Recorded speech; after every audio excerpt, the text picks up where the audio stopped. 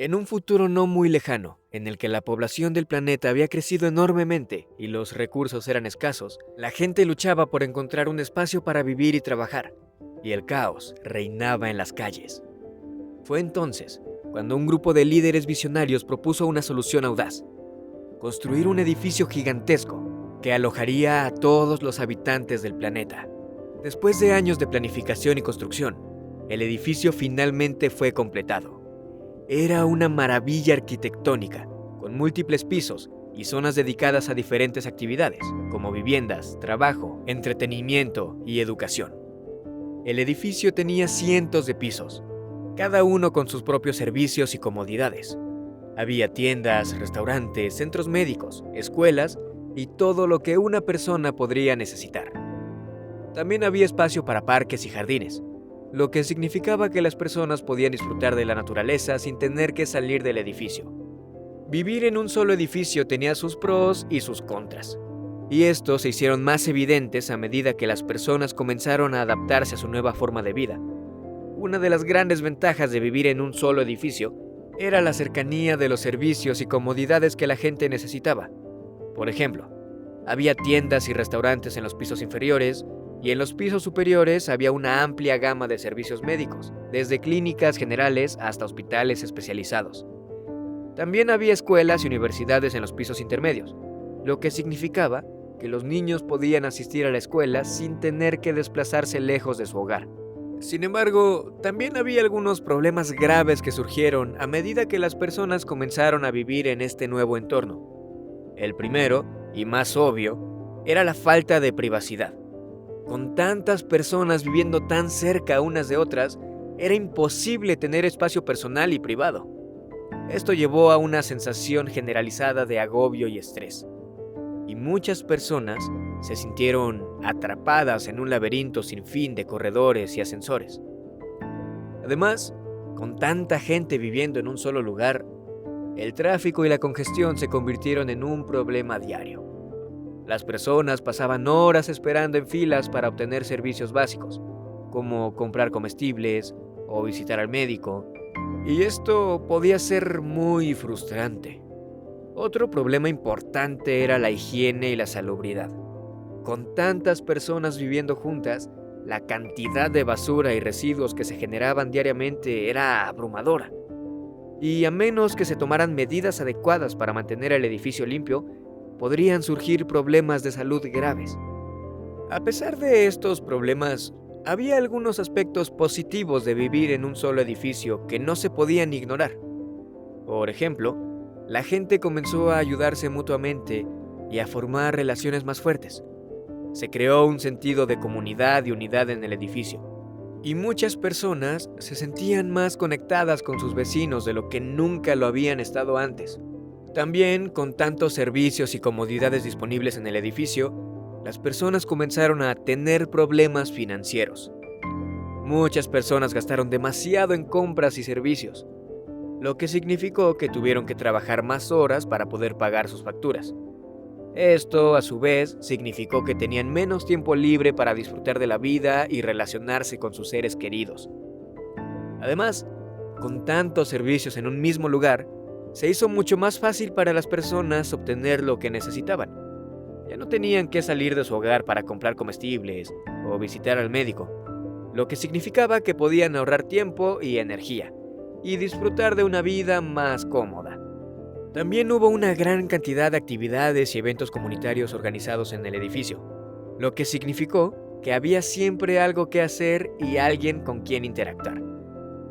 Sin embargo, la vida en un solo edificio también tenía sus desafíos. A medida en que las personas comenzaron a vivir juntas en espacios tan pequeños, comenzaron a surgir conflictos y desacuerdos.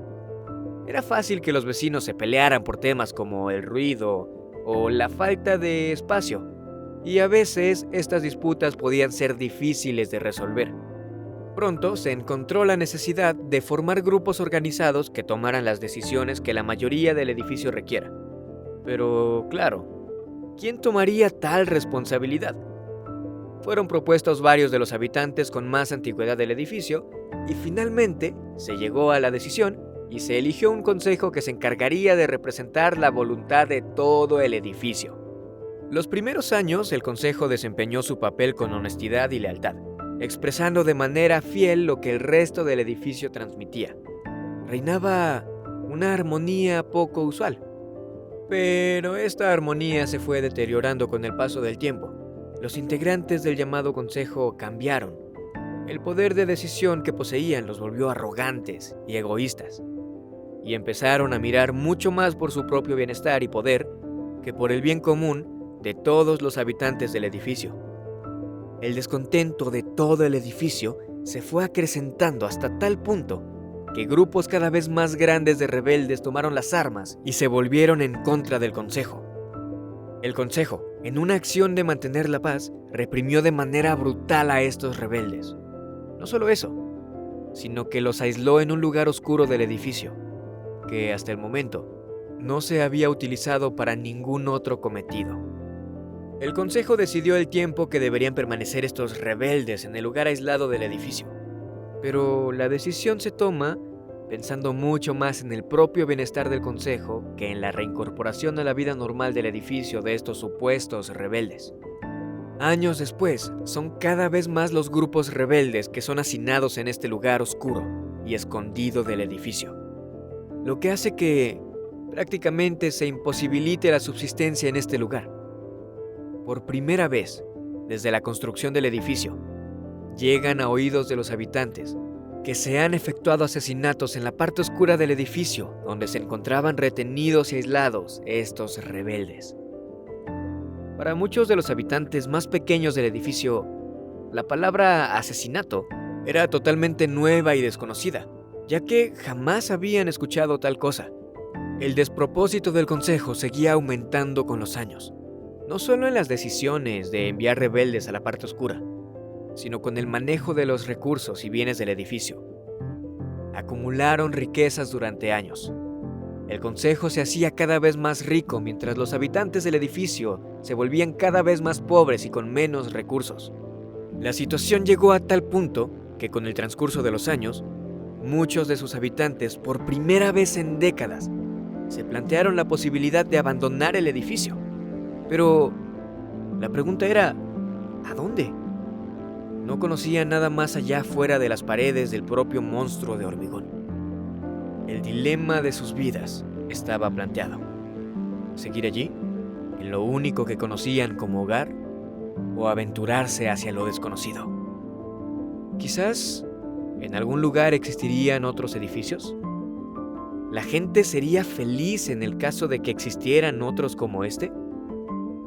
Vivir todos en un mismo edificio puede parecer atractivo e idílico, pero como hemos visto a través de la historia, también puede convertirse en un caos y en un lugar lleno de conflictos. El ser humano tiende a atacar su verdadero yo cuando se lo dota de poder. Gracias por acompañarme en esta emocionante historia sobre ¿y si viviéramos todos en un mismo edificio?